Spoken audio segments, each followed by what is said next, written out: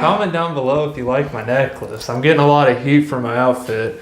He says I'm not dressed up enough.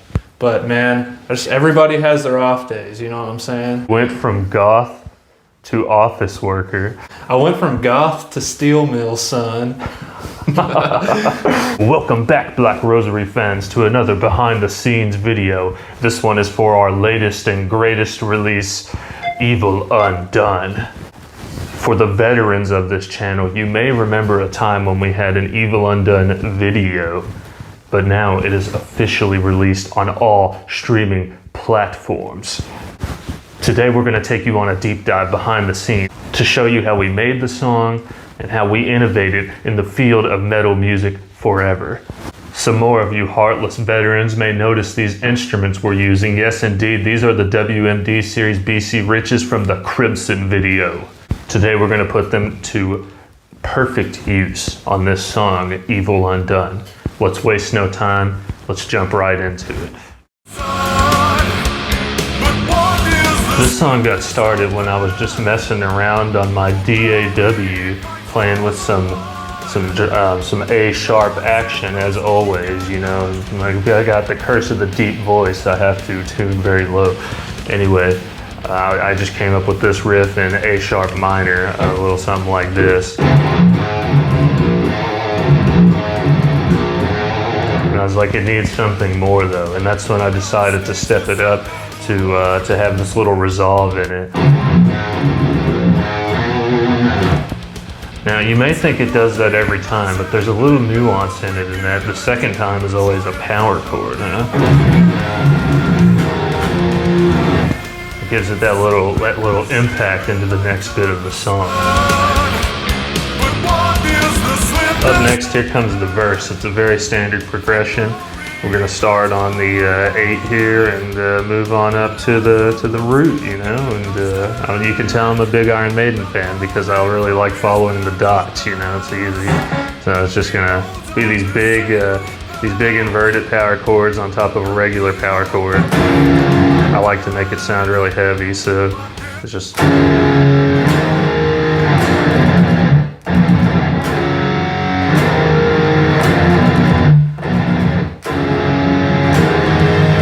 Then we're actually going to bring it down to the 2nd fret.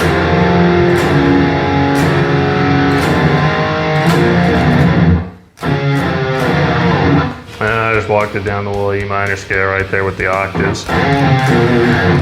Give it a little sass going into the chorus, you know, give it a little transitional space. There's no pre-chorus on this song because it doesn't need one. It's that perfect. What made you want to walk it back up on E minor? Just a nice conclusion? Yeah, it just sounded like a nice resolve. You know, you have your minor 3rd in there, your major 2nd. It sounded good. It sounded very dramatic coming out of it. It walks right into that open E that I use in the chorus. The song is in E minor / E Phrygian, but since we're tuned to A sharp, it'd actually be A sharp minor / A sharp Phrygian. But on this channel, we pretend we're in standard all the time. Who were your inspirations for this song? My inspiration for this song was the Demon Hunter song, Cold Winter Sun, because the chorus has a lot of tremolo picking in it. And that made me want to write a chorus with tremolo picking in it, which is exactly what I did.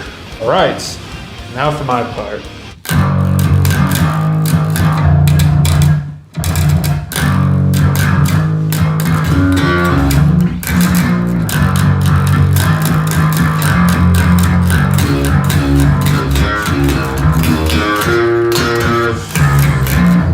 A lot of it for me was just like, okay, what sounds cool in this part? What should I do? You pretty much go an octave up. Just have an arpeggio, it's reverse. And then I go. Just following that guitar. That's an add 9 right there. And now I conclude it, I go.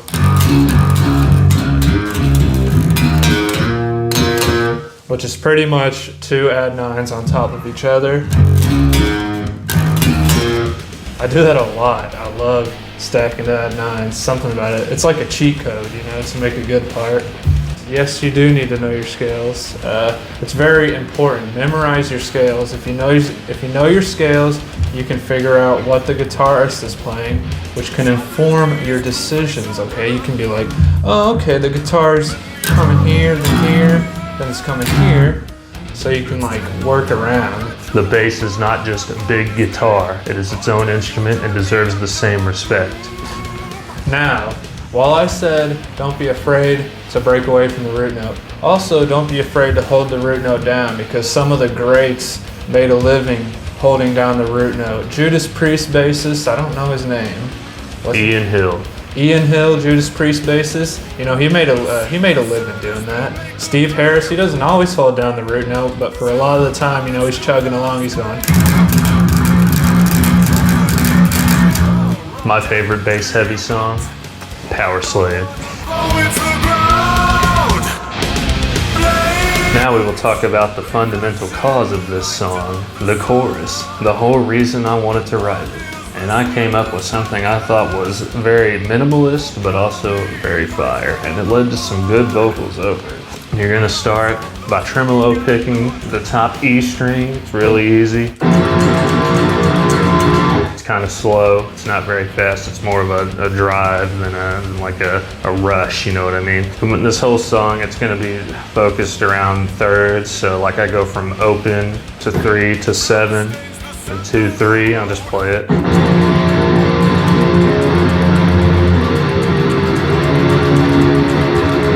Then I get a little fancy with it and go up to a D here. I'm like, and it kind of just repeats that over and over again. And I made this song back when I thought I was going to be playing a lot of live shows and a lot of singing, but we're YouTubers now, baby. You got to get used to it.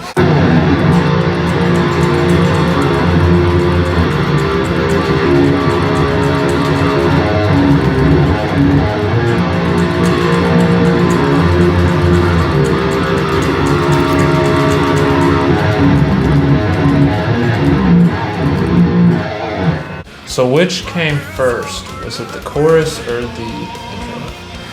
The intro came before the chorus, but I knew what I wanted the chorus to be when I first wrote it, if that makes sense. This is something I like doing. I like using major third intervals a lot. You hear it in my solos a lot.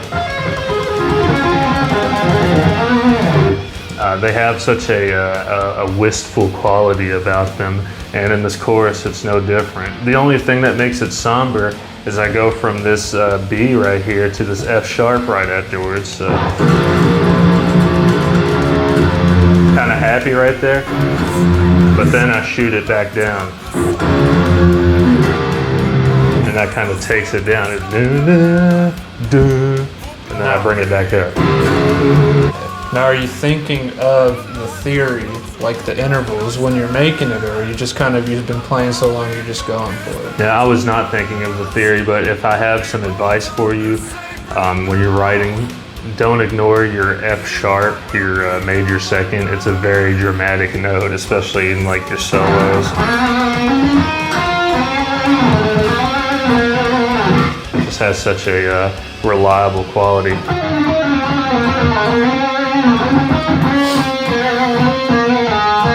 When I was a beginner and I first started learning my scales, I used to really adhere to the theory. I would not break away from a scale. I was like afraid to step out of the box. So all my chord progressions would sound really stagnant. I'd come up with something like,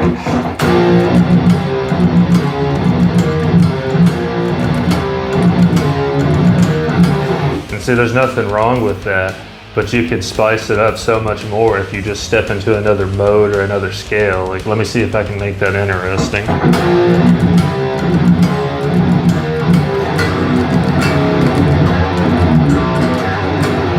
When I write songs now, I write them like in the style of kind of, but like put my own spin on it. You know, Evil Undone obviously is like Cold Winter Sun in the style of Black Rosary, and then you end up with Evil Undone.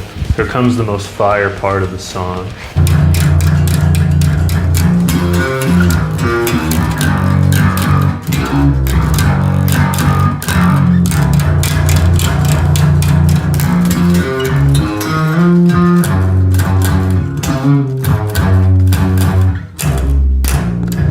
Now I messed it up a little bit, but you get the gist. Basically all it is it's something that I did in the verse. I did this in the verse and now I'm repeating it. I'm stacking add nines. And then I'm moving it up. It's basically like a, you know how dramatic that sounds? That's the reason it's got that emphasis, you know? So it's, and then you stop there. You let that bit breathe, you know what I'm saying?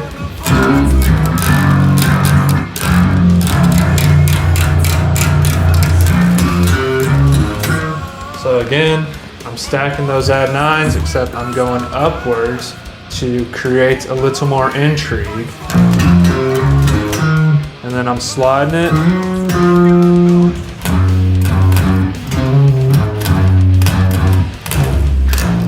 And I'm just repeating. Sweetzer, how do you get such good tuning stability in A sharp standard on a 4-string? I mean, that's an awfully low tuning for a standard set of strings. Well, you guys see, one might approach the A sharp tuning by taking the E string and down tuning it to A sharp. That is foolish. Rather, maybe take a B string, an E string, an A string, and a D string, and you swap it with the average set. So now you have this heavy B as your top string, and that is how you get stability, okay? You see what I'm saying? If I had to give any advice, I would say if you're a musician and you have multiple guitars and perhaps you're struggling to write something, try playing every single one of your guitars, because sometimes the instrument itself holds the song within it. I believe David Ellison said something similar one time, but he's canceled now, so Draven is reiterating. Next, we have the bridge. I'm very proud of this bridge, and I know Sweetzer is too, because his part is great. It's a great clinic in how to contrast and add tension to a guitar part as a bassist.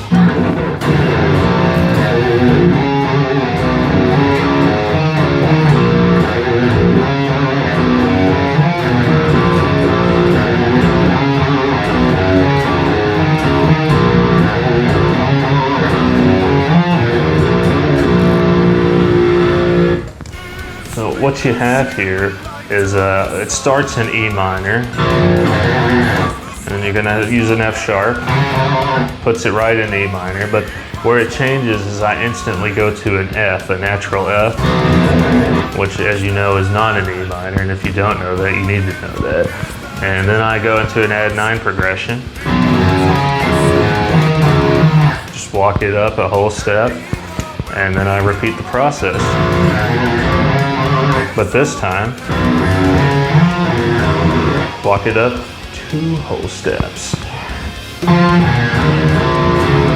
And then end on the minor third there, and you have the whole bridge. This bridge is inspired by our own song Era of an End, as well as the death song Spirit Crusher, in the way that it kind of has that, if you know Spirit Crusher, it's very add 9 heavy. That's probably one of my biggest inspirations for writing technical guitar parts. This bridge part here, it was really an accident on my part making it so good. I didn't know that at the time I was creating a 4th harmony. I'm going like this. An open 2nd, he's going. So it's a 4th harmony. But basically my part is just something like this. And then I move down here. If you go back and listen to the song, you'll notice these parts a lot more, I promise you. Here's where stuff gets a little dicey, the solo. I am not a solo person. I do not like writing solos, but every once in a while, the inspiration strikes me, and I find that a song needs a solo. So this is one of those where I had a bunch of dead space, I didn't want to fill it with vocals, and I put a little melodic solo on it. I'll show you how it's done here. I'm not going to explain it all though, because it doesn't have a lot of theory, it just kind of follows the chorus.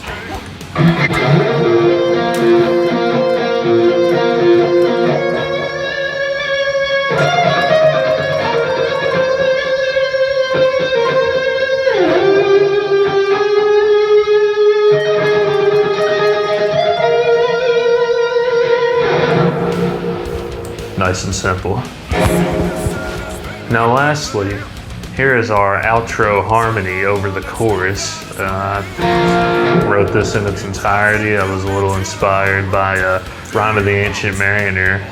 Towards the solo section, there's this little part where you do something similar, but it kind of follows the solo from earlier too. Here's the little outro solo. Here is the little outro solo.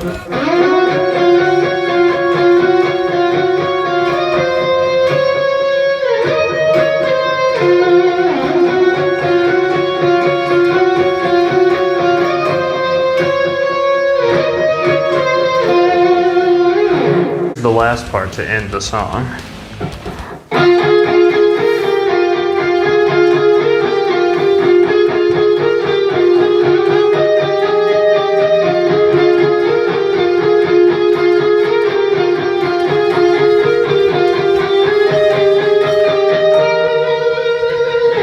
Like, subscribe, and remember, we did it first. We